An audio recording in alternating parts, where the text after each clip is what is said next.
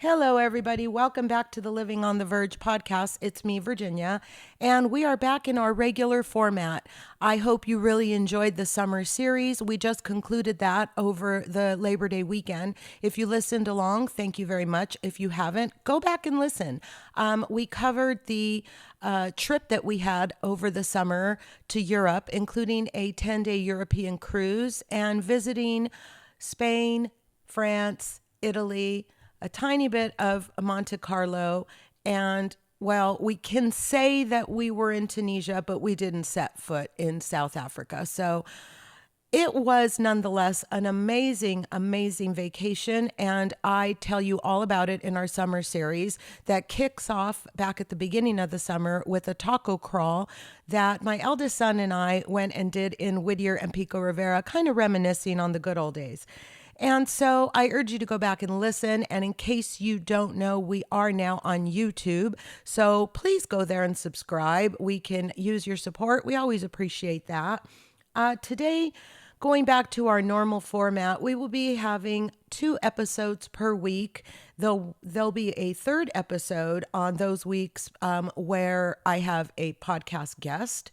But for now, we're going to stick to twice a week. And with all of the shows shuffling around and some coming to an end and us entering the fall crush, it's become quite apparent that we don't have as much content as we're normally having at this time of the year. And so we know that Salt Lake City is coming soon, and we know that Potomac is coming soon. But other than that, there doesn't seem to be this huge influx like we normally have in September. So I will cover them as we watch them.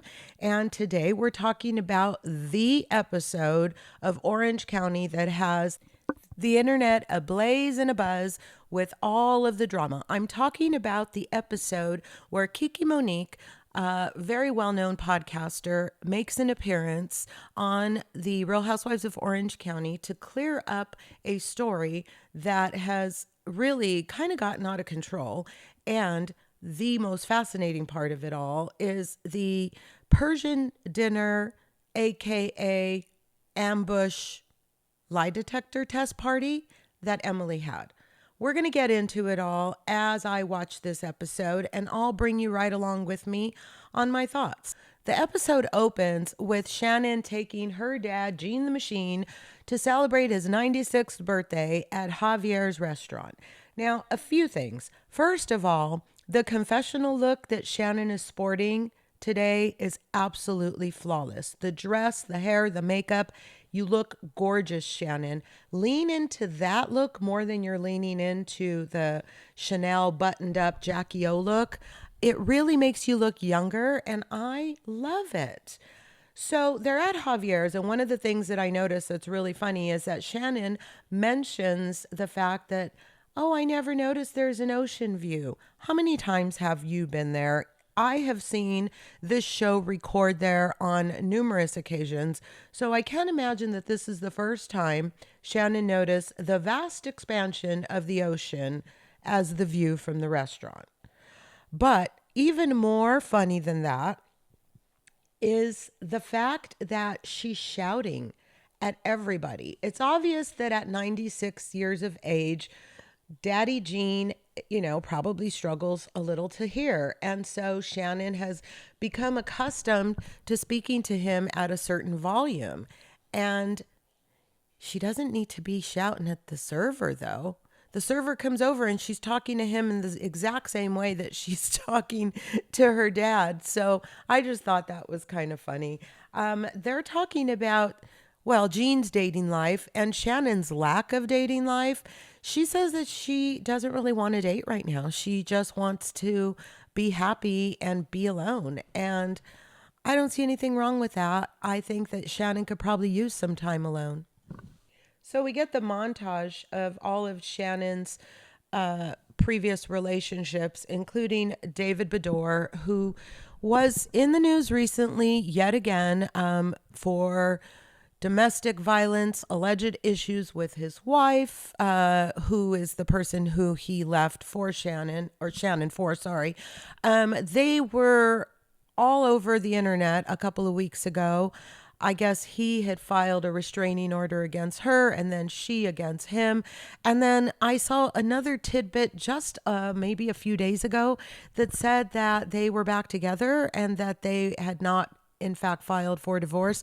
So I don't know what's going on with that guy, but Shannon got away from him. And then they show a flashback of John Jensen. And we know that Alexis just had her bridal shower a couple of weeks ago. I think it was last week. Tamara talks about having attended. So the wedding is coming up.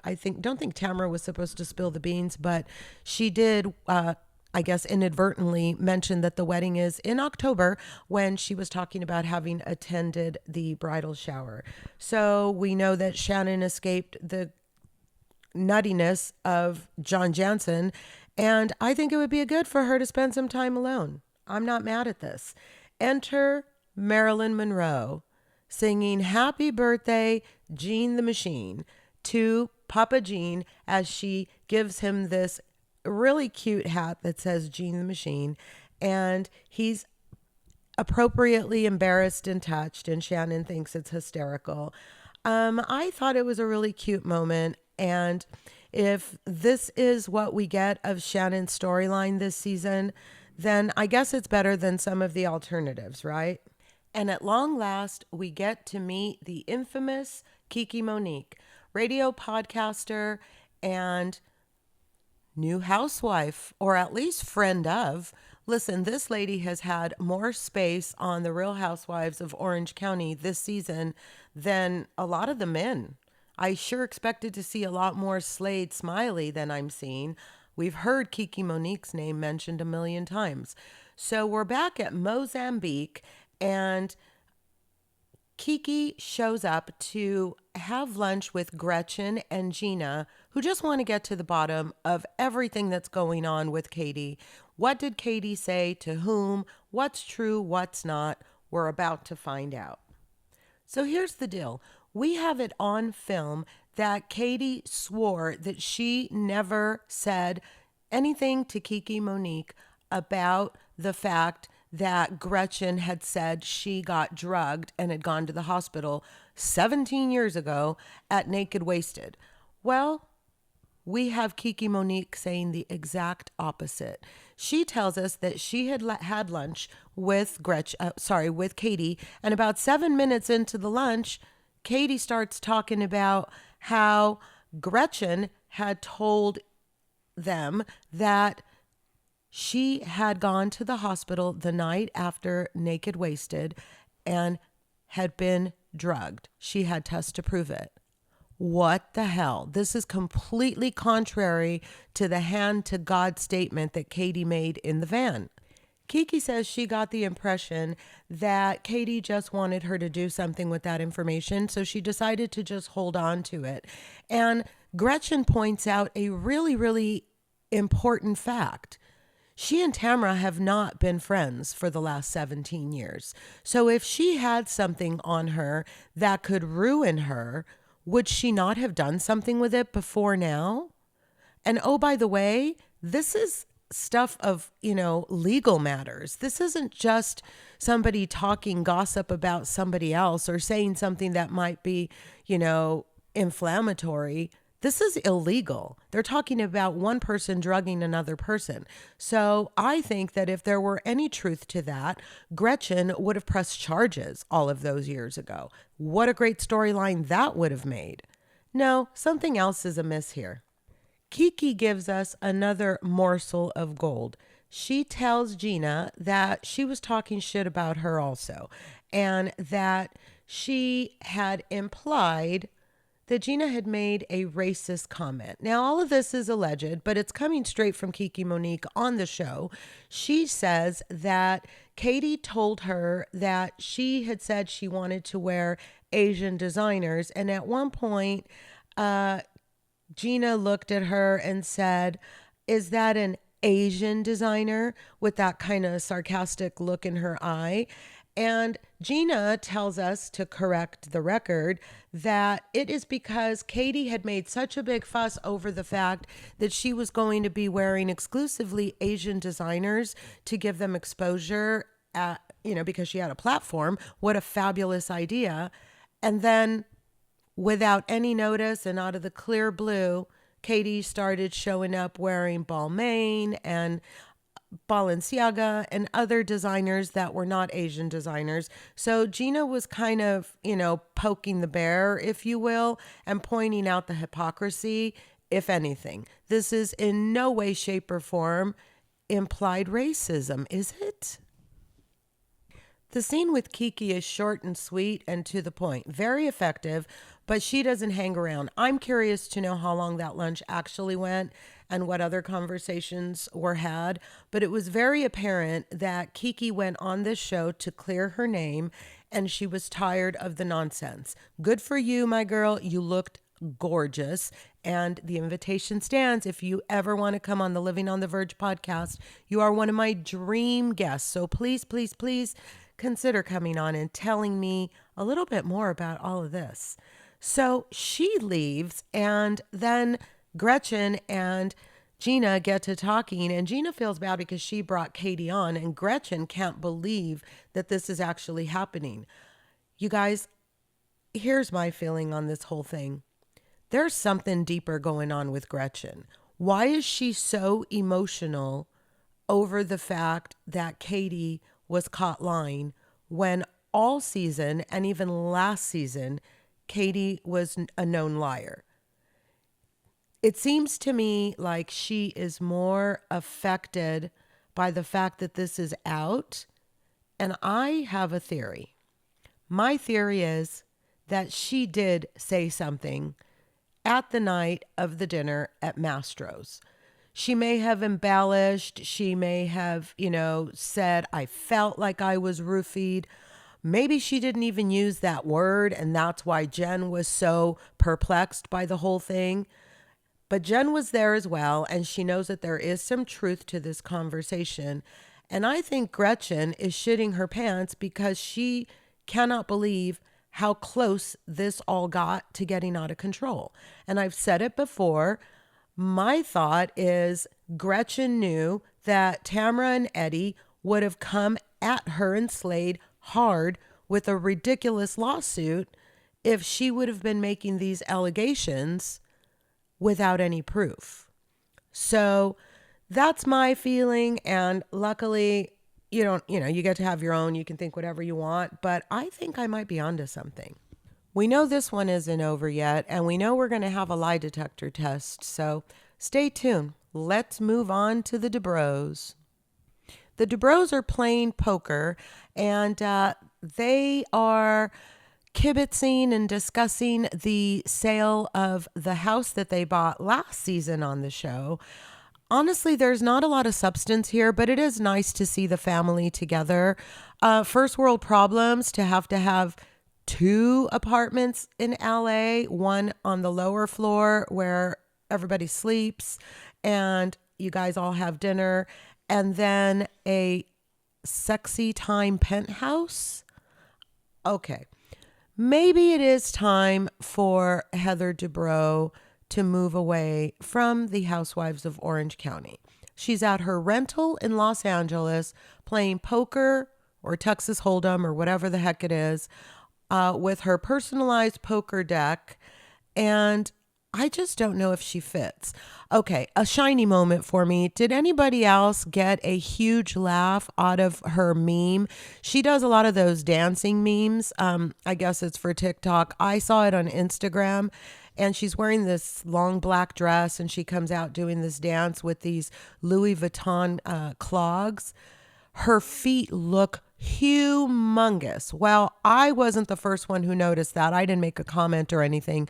But within 30 minutes, she had a second post showing a picture of the Louis Vuitton clogs that she was wearing, letting us all know that she had a size 9 foot, even though she had heard many times over that those shoes made her look as if she had a size 14 shoe. Exactly my observation. I don't know if you got a laugh out of it, but I did. And, note to self, don't spend all that kind of money on the Louis Vuitton clogs that are going to make your feet look like Bozo the Clown shoes. So, the Dubrows, not really feeling it. It was a cute little scene, but whatever, discussing where you want to have your next multi-million-dollar home. I'm not getting the opulence that I want from these people. I'm just hearing a lot of talk of money. And so I think it's just kind of missing for me. Nowruz, also known as the Persian New Year, is the celebration that Emily is trying to carry on in light of the fact that her father-in-law is in the hospital. So her mother-in-law is skipping the celebration this year. Do you know what a haft scene is? HAFT-SEEN. Well, there are 7 symbolic items of Nowruz. For example, goldfish, which represent water, and all of the other items also have a certain meaning. And so she's getting her party set up, and the food looks delicious. The spread is gorgeous. I've always said that I would love to attend one of Perry's parties because the food looks amazing. The outfits that they wear are gorgeous. So I'm excited to see how this is going to happen and how it's going to go down. We know things are going to get juicy, so let's see what happens. Katie's coming to Persian New Year's, you guys. She hasn't seen the girls since New Orleans. There are going to be issues. We can already tell. She's really nervous. She explains out to her glam girl as she's getting ready.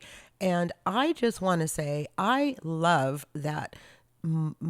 I guess it would be like a mushroom color or a taupe color dress that Katie is wearing in the confessionals.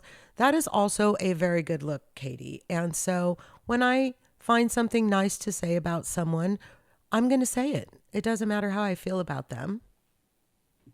You guys, this is the wildest weather. I am sitting here watching the trees bend almost halfway over as the sky gets filled with clouds.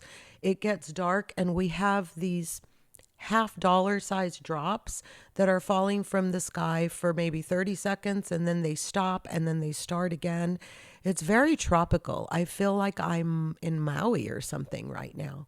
This is really bizarre. It was 103, 105 over the weekend. What is going on? Also, I'm super envious that Emily's dog Togo is trained to not go further than 3 feet away from the front door. That is one of my biggest issues that I struggle with my dogs is that whenever anybody comes to the door, they charge the door. And I know it's something I need to work on, but it's something you forget to think about until somebody knocks at the door.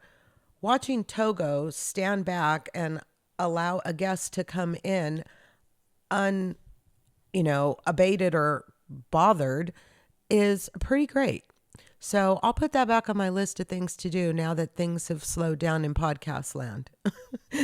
Gina shows up to Emily's Persian party, and almost immediately Emily fills her in and tells her that she has 2 people there to perform lie detector tests. So there is in fact an ulterior motive, but it seems like we may be getting to the bottom of things. The rest of the girls arrive, and the one burning question is, did somebody egg your house, Emily? Emily and Gina had gone out right after Gina got there and created a barrier of raw broken eggs around the entrance to ward off evil spirits. Apparently part of the Persian New Year tradition. I don't know, but I don't know that I would egg myself. There's got to be another way to ward off evil spirits, right? Then you invite some of them to your house. Is it too soon? Sorry. Okay, let's see what happens with this list of questions that Emily tells the group to complete for the quote activity, end quote, that is coming up later. Did you also notice there's no alcohol? Nobody picked up on why we're not having alcohol. I don't either, to be completely honest. And Katie's trying to figure out why everybody is against her. Really? You need to try to figure that out? On the heels of the meeting with Kiki Monique, Gretchen is having a really, really hard time faking that nothing is wrong. It is written all over her face, and I don't think it's going to be long before the proverbial shit hits the fan here, you guys. While Gina is reassuring Gretchen that everybody there will be on her side and have her back, the rest of the group is highly tense, wondering if Tamara is going to show up. Enter Tamara, dressed all in red. I'm wondering if that was by design. And she says, "You aren't going to get rid of me that easily." And I guess she is back with a vengeance.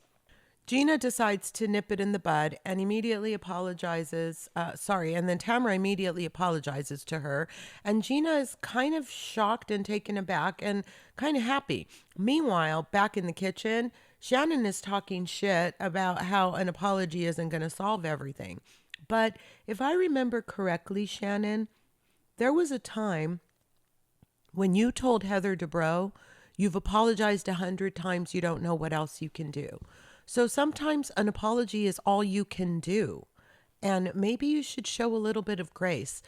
I know you're pissed off about the way Tamara treated you last season, and you've made it very clear that despite the hug at the reunion, things aren't all peachy keen between you two. But I don't think there is a reason to be sitting 2 rooms away, mumbling under your breath about this person who clearly was going through something. And this can't be easy for her to show up for this filming. Emily and Gina tell Tamara not to worry about the rest of the group, in particular Katie and Gretchen, because today will be a pivotal day in this group. Without further ado, Emily tells the girls that she is going to give a quick Persian speech, whereby she basically tells the girls that because there are so many issues and lies between the group, she wants to use this as an opportunity to bring to the surface some of the things that are causing the group splintering. And as such, we are all taking lie detector tests. Katie had just announced that she wasn't feeling well, and she went off into the restroom right before the lie detector announcement. So she says okie dokie when the surprise is unveiled, and then starts to clutch at her throat. Did you guys notice that? Have you noticed that these lie detector people are always super, super intimidating? Very flat, no personality whatsoever. I think it's by design. You're already nervous. I mean, you'd have to be crazy to not be nervous.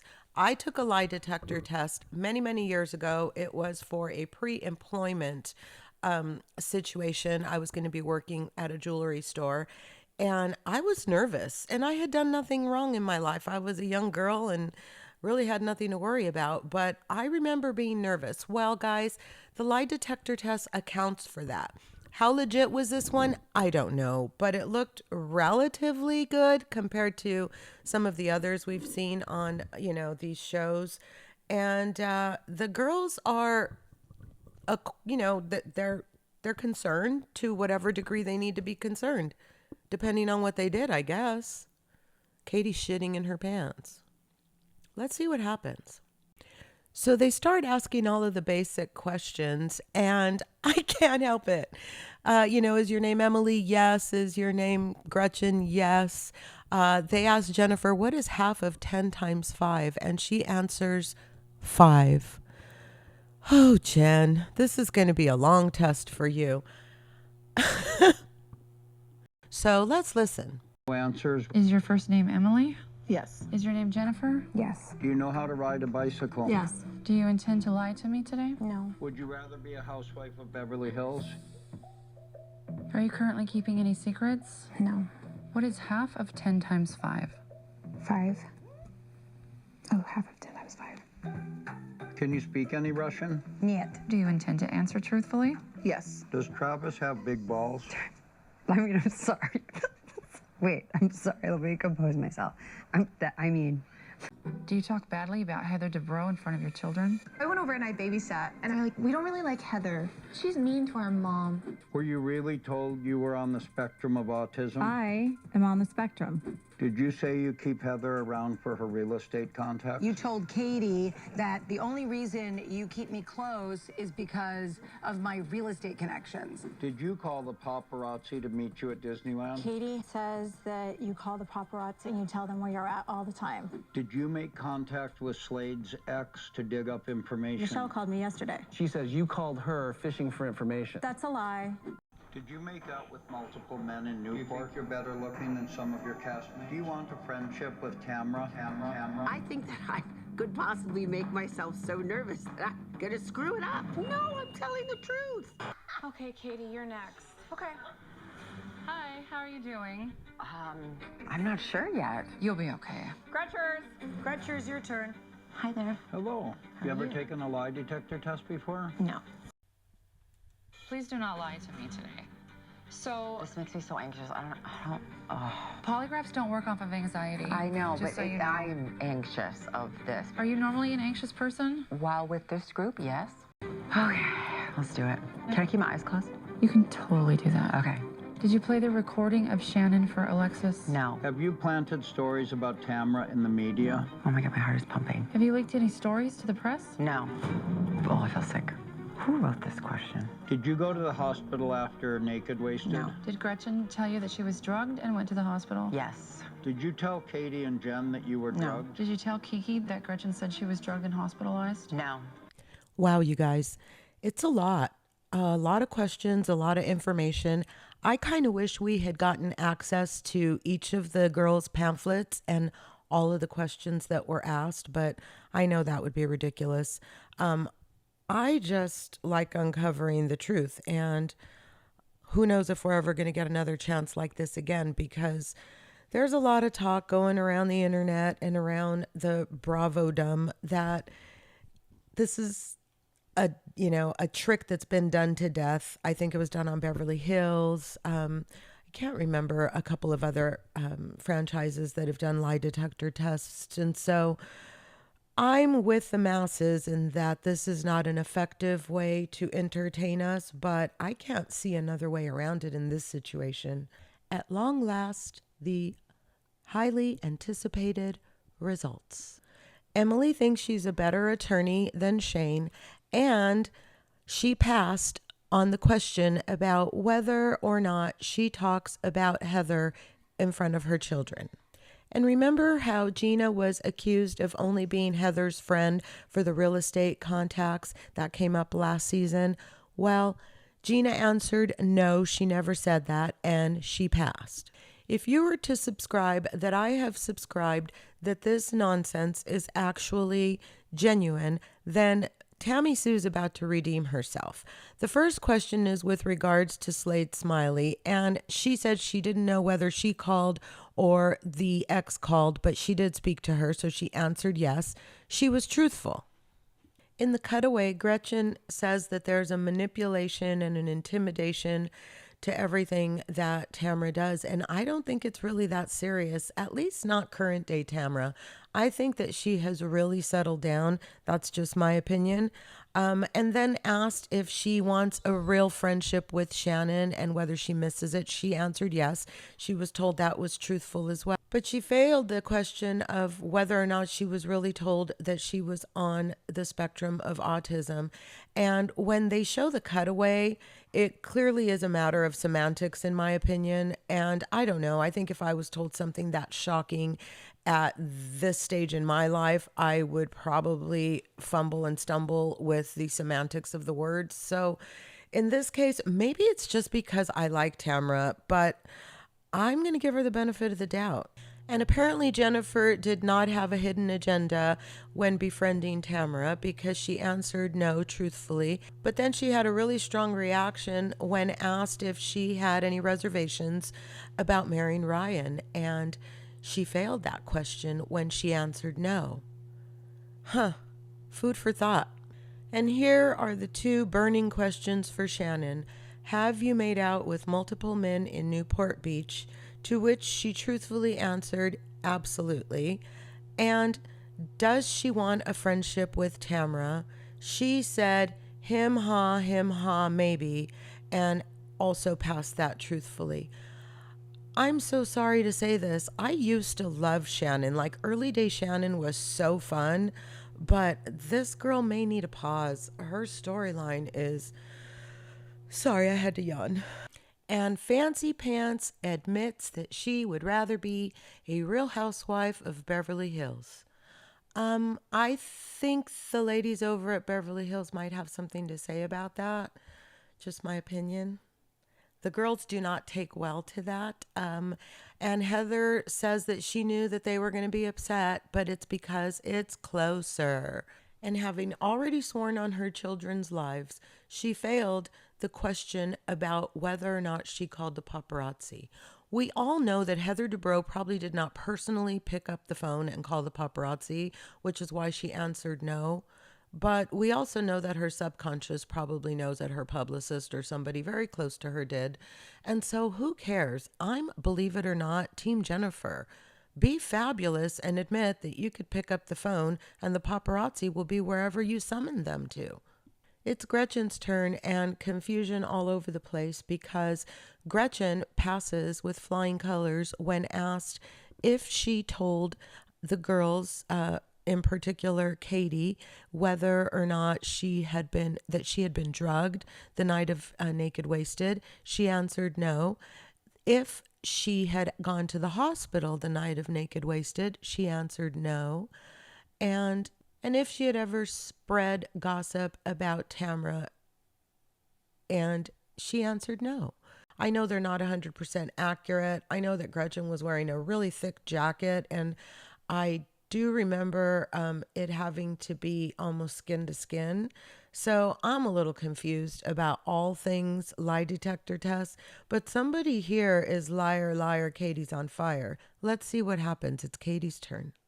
Did you tell Kiki that Gretchen said she was drugged and hospitalized? No. You failed it. Did you play the recording of Shannon for Alexis? No. You failed that one. Did Gretchen Tell you that she was drugged and went to the hospital? Yes. You literally said yes. It's a You polygraph. really said yes to that. Did you pass it? Wow. She failed that one. You did the worst out of everybody. Okay. So those questions for you about Gretchen, you failed those very badly. This is like the boy who cried wolf. I mean, Katie's lips are moving. She's lying. Now, I don't know about you, but none of this is a surprise to me. I think that Katie has either been shown on the edit to be a very dishonest person, or she is just by nature a liar. This has been an issue since last season. Even though there's always a little thread of truth to what she's saying, she has a way of twisting things or embellishing just enough so that in her mind, I guess it'll be a more compelling or interesting story. I don't know what the agenda is. And I also don't know. I want to step outside of my own bias for a minute and ask myself if this is something that they are setting up. Is Katie being set up? And is she, in fact, the fall guy? Is Jen the key to the bad guy here? Because if, in fact, Katie is telling the truth and Gretchen or Slade said that the night of the Mastro's dinner, then it's Jen who's the bad guy to not speak up for her friend and take the heat off of her. And is Jen that thirsty to be part of the group? It can be looked at that way. Or are we going to take the spin that Gina and Emily are the mean girls here because they brought, well, and in particular, Emily brought all these ladies to her house under the pretense of a renewal party for the Persian New Year, and instead has them confronted with polygraphs. I don't know. I just want to make sure that I don't get caught up in the vortex of everybody hates Katie, so therefore I have to jump on that train too. I want to continue to examine all different facets of this. What do you think? So depending on which camp you are from or where you're sitting on this situation, this is about to get real mean girl, real gang up real quick because they start to talk about it and everybody is kind of attacking Katie, and then Gretchen blows up and tells her that she met with Kiki the day before, and Kiki told her that she had in fact said that to her, and Gina vouches for her, and Katie is relentlessly trying to get Jennifer to have her back, and Jennifer's upset and wants to know why she keeps turning to her to solve the problem. again, I'm just getting super confused from all of this because there are a lot of different ways that this story could be spun, but there's only one truth. And lie detector test or not, I don't think we've actually gotten to the bottom of it because we have evidence on film of Gretchen lying about the hospital. So it turns out now that Jennifer and Gretchen both heard the same thing at the meal, which was that Gretchen said that she was really, really sick and should have gone to the hospital. I don't know, guys. Just when you think the gang up can't get any worse, Gina brings up the fact that Katie, tried to throw Gina under the bus with Kiki as well, talking about the racist comment. And Katie denies it, and Gretchen vouches for Gina. And eventually, Emily puts Katie out of her misery and tells her that not even the lie detector believes her and that she should leave.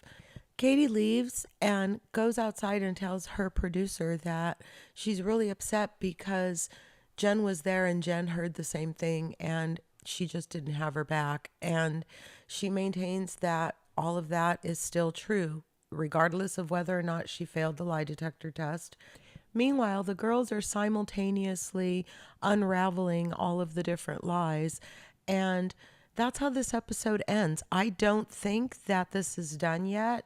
We get a screenshot of Slade, Ryan, and Matt, who apparently are now part of this storyline, and I don't know where this is going to go. I'm confused as this episode ends to see where does this leave us, because it seems like we still have almost a half of a season to go, or at least a quarter of a season to go, and the Katie Janela of it all is going to die. So does that mean that the rest of the season goes downhill? We know for a fact that Katie was not seen filming with them, was uninvited from the trip, the cast trip to Amsterdam. And the filming that I attended in Orange County, where they had the fundraiser for the Innocence Center that's got to be coming up here real soon, Katie wasn't there. So I think that there is still a lot left up in the air, and we'll see what the rest of the season brings. We are left with a to be continued, and it will be continued here on the Living on the Verge podcast. Let's all exhale, take a deep cleansing breath, and move on to talk about the Real Housewives of Miami as they head to Marbella, Spain to continue their cast trip. And this is Julia's big day, where she is going to ask the friends that she has there to be the godfathers for the two boys. So the episode begins with them all arriving at the private airport to board the private jet, of course. And guess what? Lisa's on time. Everybody write this day down. Go buy a lotto ticket. Julia starts to tell the girls that Marisol and Alexia are not coming to Marbella because they were upset by the games that Stephanie was playing with the seating chart and the notion that if people didn't behave, they might be left behind and have to drive back. So let's see what happens when Stephanie arrives and how she takes this news. Meanwhile, back in Sevilla, Alexia and Marisol are having a chill day on the rooftop at the hotel and discussing the fact that they're not going and they should probably send a text to Stephanie. So as Stephanie and Larsa arrive at the airport, they receive this text that essentially says the two girls need a mental break and will therefore not be joining them. And so they'll see them later. Stephanie is literally and legitimately truly hurt because she feels like everything was okay between them.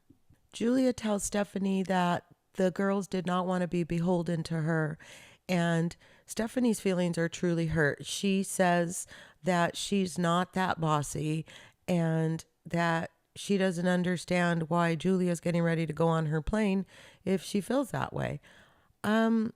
I agree, to be honest with you, but Julia is gonna take the ride to Marbella regardless, so what the hell? Larsa certainly has Stephanie's back and tells the girls that they are not appreciating the effort that Stephanie is making to the tune of $40,000. And I guess there's both ways to look at this too, because, you know, if you're doing something nice for someone, you don't need to tell them that it costs $40,000, do you? I'm so conflicted. I want to like Stephanie so badly. The girls board the PJ uneventfully and have a 20-minute disco ride in the sky with nobody being put in a timeout room and no seating chart to be seen. Meanwhile, back at the ranch, the Tex twins are sitting side by side, completely silent, while rattling off text after text on their phone. The plane doesn't land without Stephanie landing a few blows at Alexia and Marisol for refusing to, I guess, fall in line, and as a result not being there for Julia on such an important day and yet claiming to be such good friends to her. So nonetheless, the girls do arrive at the gorgeous oceanside villa of Julia's friend Derek. This place is some White Lotus shit, you guys. If you did not watch this episode, Google the villa itself. It got me to looking at the area, which Julia refers to as very cosmopolitan. Wait for it. I think we're going to see Lisa be Lisa. You know how she gets, right? Anything that's fancy, anything that's bougie, anything that is cosmopolitan sends her over the top, and she does not know how to conduct herself. Let's see if it plays out again. Well, that didn't take long. I continued to watch the show, and sure enough, in confessionals, Lisa says it's giving White Lotus, and she's not trying to go out like Jennifer Coolidge. Now, that would have been really clever and very funny if said in the moment. But since you've had months to think about it, I'm compelled to think that maybe you and Jody worked this stuff out together. I don't know. Derek's husband, Jeffrey, of 15 years, isn't there, but Julia tells us that they met in Miami and have been friends for a long time, and that they summer there for about 3 weeks every year. After the tour of the gorgeous villa, the group sits down to what I'm assuming is a lunch or a dinner meal. You can never tell in Europe. It's light almost all day and night. I'm kidding. But anyway, Lisa tells us that as of the day before, she is officially divorced. And Larsa does not miss an opportunity. As the girls all start to toast to Lisa and congratulate her, Larsa chimes in with, congratulations to what, lawsuits? Do you think people should celebrate divorces? Marisol tells Alexia that she has a little surprise up her sleeve and FaceTime with the one and only Sir Richard Branson. Richard Branson, if you do not know, is an English billionaire business magnate that founded the Virgin Group in 1970. The Virgin Group is Virgin Records, I think Virgin Airlines as well. So this guy has serious money, and he invites the girls to celebrate Marisol's recent nuptials yet again. Another reason for a celebration. Who cares? We don't really need a reason. But Marisol tells us that he doesn't have any rules on his jet or on his yachts. You can poop, you can smoke, and you don't have to sign a contract. I love this rich people dinner. I feel like I want to be classier here, you know, like I want to hold the glass by the stem. I feel like I need to be super elegant. I want to talk like rich people language. Do you have any Grey Poupon? Any which? Any Grey Poupon? Let me just get a little of that lovely, whatever that sauce is. I would like to raise our glasses, everybody. How many toasts you have today? This is amazing. I told you. Lisa just cannot contain herself when she is around nice things. And instead of being low-key and appreciating it, she has to go on blast and, I guess, bring attention to the fact that at the end of the day, she's not very cultured. Lisa's buffoonery almost outshines the moment that everybody is actually there for. But Julia takes control of the situation and asks Derek if he will be the godparent to the boys. And he graciously accepts, which is lovely. Listen, as godparents go, this is not a bad way to go. Your kids will never, ever want for anything. Now, granted, your parents are, Julia and Martina, so they already don't want for anything, but pretty cool choice of godparents. Julia goes off to talk to Derek and kind of appeals to him to reach out to the girls, her daughters, and see if he can't help make some ground with the fracture that has gone on as a result of this adoption. And Derek promises to try. Kiki tells Gertie that she has no intention of talking to Adriana about the ratchet comment. And guess what? I was right. Adriana did mean to say wretched, which is very different from ratchet. And with her accent, it makes perfect sense that it would be misunderstood. So I don't get screeners of any of these, and I have no way of knowing what was going to happen this week. I named the episode of the podcast last week on Miami Wretched or Ratchet because that's what I had speculated. So are we finding a loophole, or do I just understand Adriana more than most? Well, you guys, it is the next day and everybody seems to be back in Sevilla. So I guess everybody was able to follow Stephanie's rules of etiquette and nobody had to walk or drive back from Marbella. Thank goodness. The girls are getting their dresses delivered for what is to be a surprise for Stephanie. Marisol had arranged a horse and carriage ride for all of the girls at the Plaza de España, which is kind of a big deal. And listen, all of the girls look lovely. My favorite look was actually Stephanie's non-polka dotted white dress with the red trim with the red flowers and earrings. I thought she looked stunning. And so off they head for this surprise that Stephanie knows nothing about. Well, this was fantastic. Aside from the gorgeousness of the location, the Plaza de España is definitely somewhere I want to go visit firsthand. It looks gorgeous. But the idea is that it is a place where flamenco dancers gather. And so that was the surprise was get all dressed up in flamenco dresses, head to this gorgeous historical plaza and have the dancers and singers sing Stephanie happy birthday in Spanish. She was incredibly touched. She immediately FaceTimes Masood, which says a lot more about their relationship. You guys, these two are adorable together.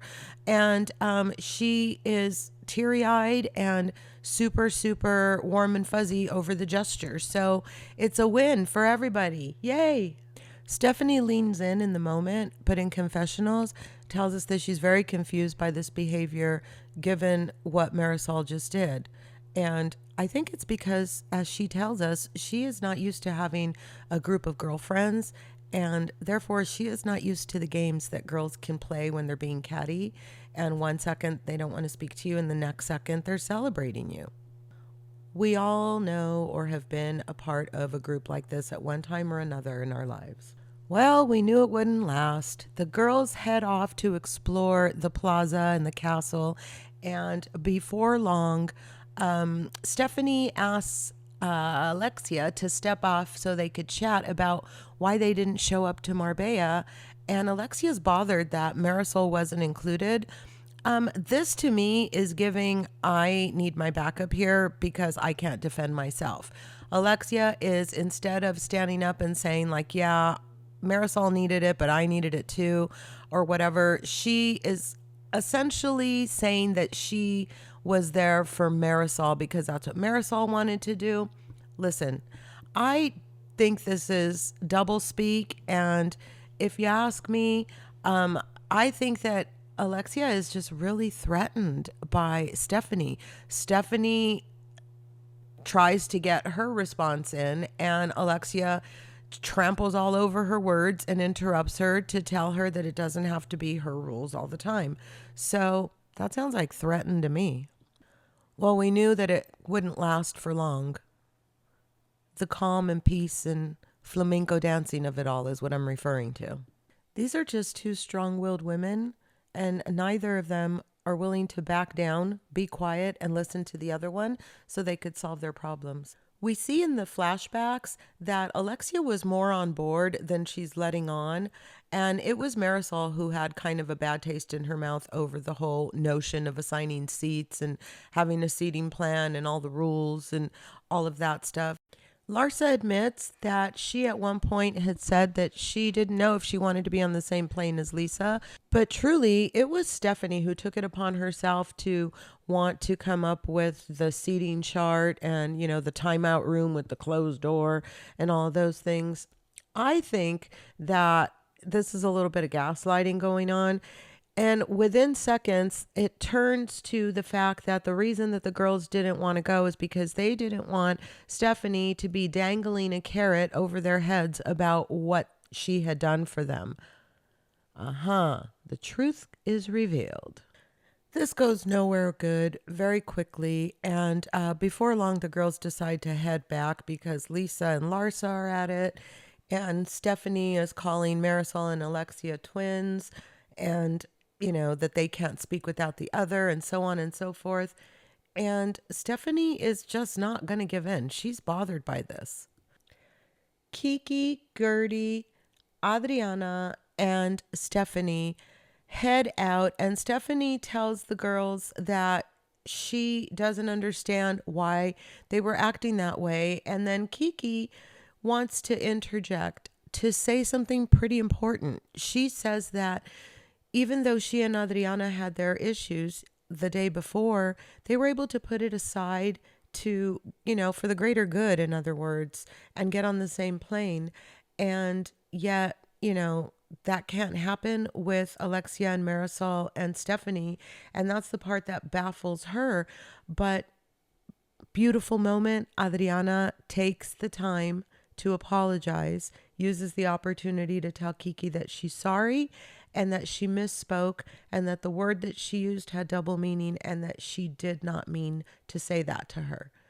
And one thing you could say about Adriana is she might screw up a lot, but she's really good at apologizing. She knows how to apologize correctly without making any excuses or without any pretense. And I find it refreshing. Kiki uses the moment to apologize to Adriana and tells her that she should embrace her age because she is just a beautiful woman. Did you guys happen to catch that little gleam in Adriana's eyes? That was like an aha moment for her. You could tell.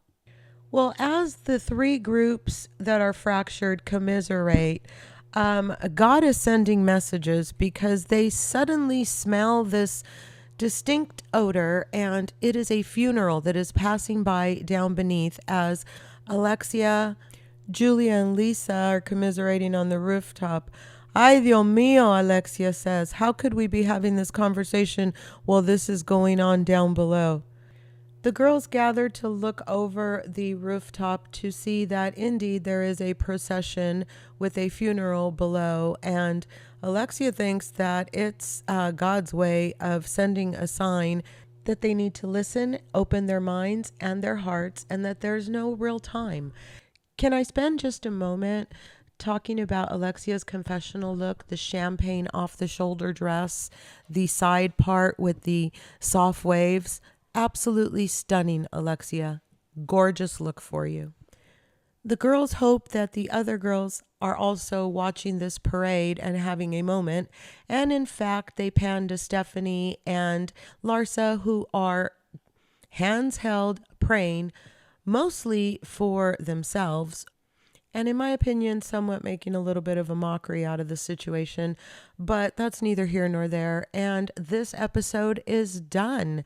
Next week, the girls venture into the wonderful world of Sir Richard Branson and the Virgin Empire. We'll be there to talk about it, but coming up real soon, we have a very special episode with a very special guest, one of my bucket list interviews, and this was a good one, you guys. So stay tuned and get ready for my interview with none other than Mr. David Yontef of Behind the Velvet Rope, coming up real soon.